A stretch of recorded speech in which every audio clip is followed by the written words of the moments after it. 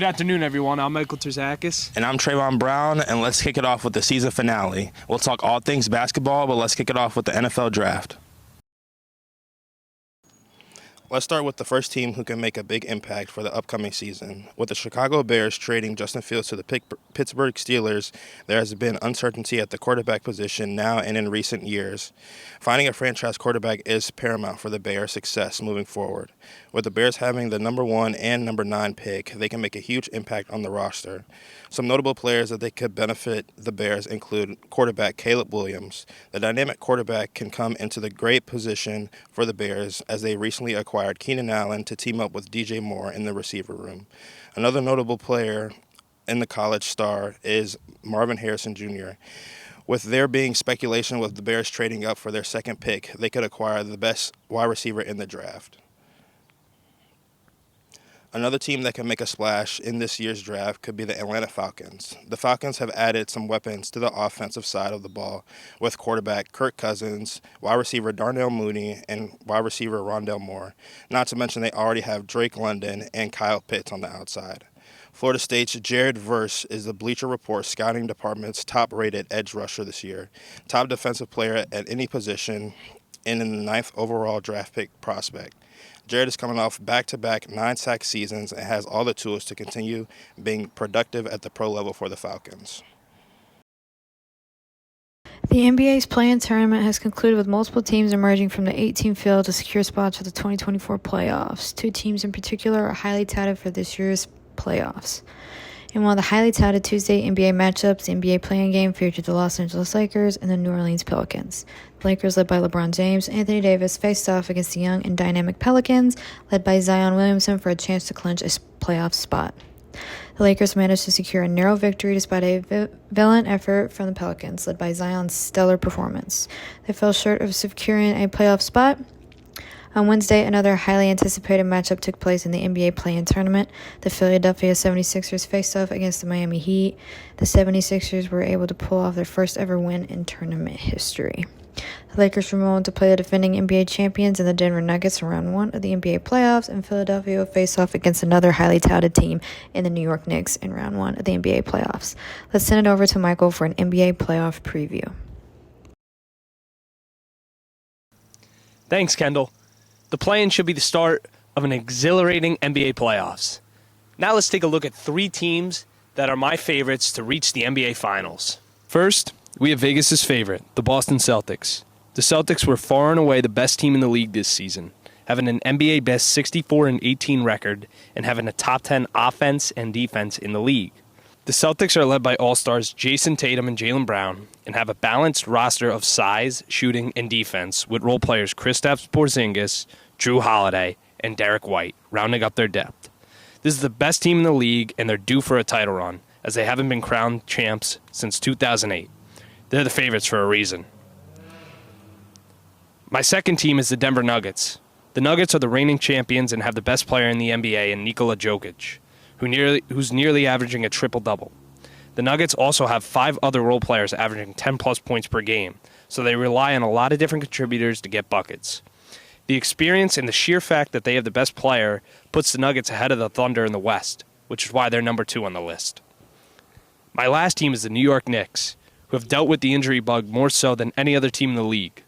The Knicks lost Julius Randle for the season when he dislocated his shoulder back in January. The Knicks also faced regular season injuries to OG Anunoby and Mitchell Robinson and found ways to win games. They have those guys back and are led by a guy who's been undervalued his entire playing career, Jalen Brunson.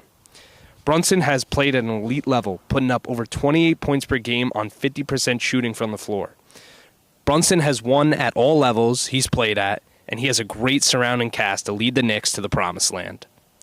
It should be an exciting couple of months of high-quality basketball from the league's best. Now, let's send it over to McKenna, who has some key moments from the WNBA draft. The draft began as many predicted with number 1 pick Caitlin Clark by the Indiana Fever. After a record-breaking college career, Clark is ready for a new journey and hopes to help the Fever get back to its winning ways. The team has not made the playoffs since 2016, but with the addition of Clark, along with teammate Aaliyah Boston, the team hopes to be back in the mix. When interviewed, Clark said she is ready for a new challenge. I think the biggest thing is just be myself and have fun. And if I do that, I think the rest is going to take care of itself. A surprise from the night was number 18 pick Kate Martin to the Las Vegas Aces.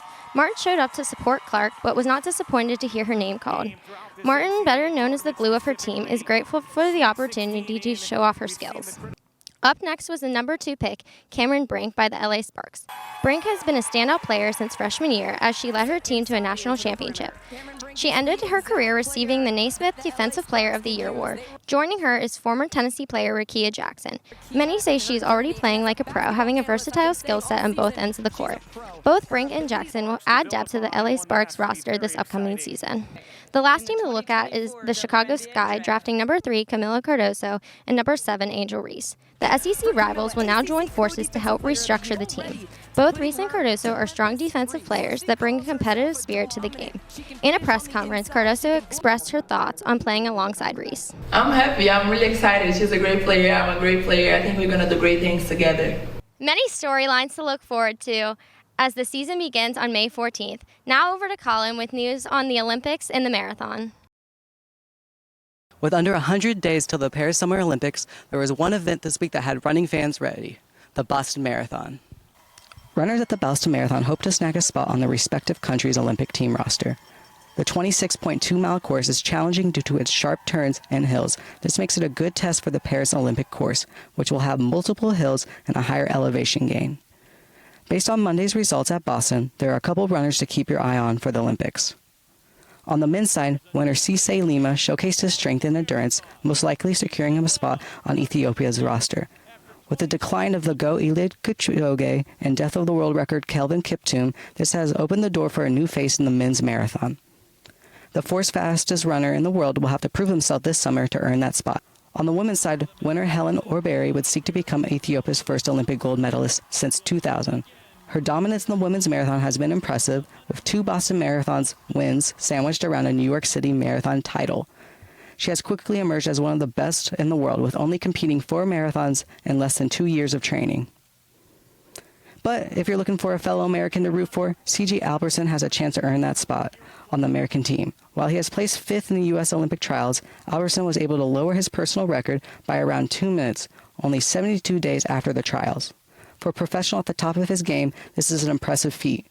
His continual improvement and top 10 finish makes him a contender for the 3 American team roster spots, and someone you should keep an eye out for.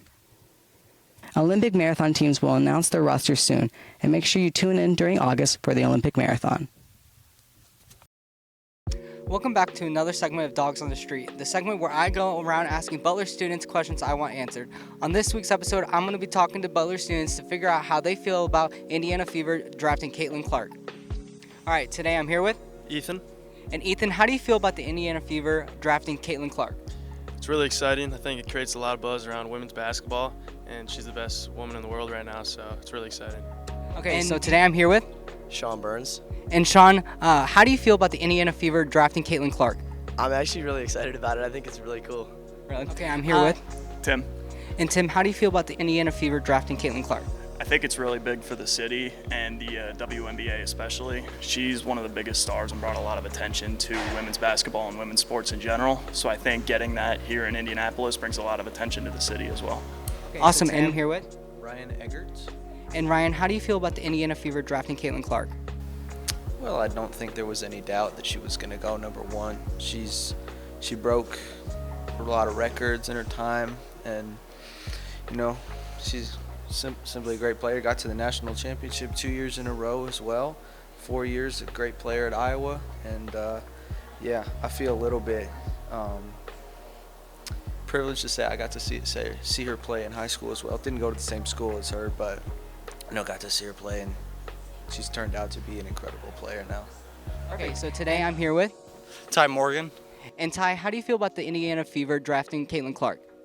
I think it's a great thing for the city of Indianapolis. It's a great thing for the WNBA. She's going to make an impact right away, and paired with the former number 1 pick last year, I think they really got a shot to start winning some games, making this basketball city more excited about women's basketball here. And do you have any plans to see a Fever game? Oh yeah, 100%. I'll go to at least 1 or 2, maybe even more than that if they keep winning. Do you have any plans to try to see a Fever game? Well, I have a I have an internship over the summer that's not here in Indianapolis, but you know, I haven't really thought that far ahead, but I think that there's definitely a possibility with the way I think that the game will grow, especially we've seen the TV deals that are starting to come out now. I think, you know, it's in the back of my mind, but it depends on schedule openings as well, so we'll have to see. Are you planning on trying to see an Indiana Fever game? I might. I haven't thought about it yet. And do you plan on trying to see an Indiana Fever game? Yeah, I'll go see one, probably. And do you plan on going to see an Indiana Fever game? I'm definitely going to try, for sure. Thanks for joining me on the last episode of Dogs on the Street. Back to you guys. Thank you, Noah.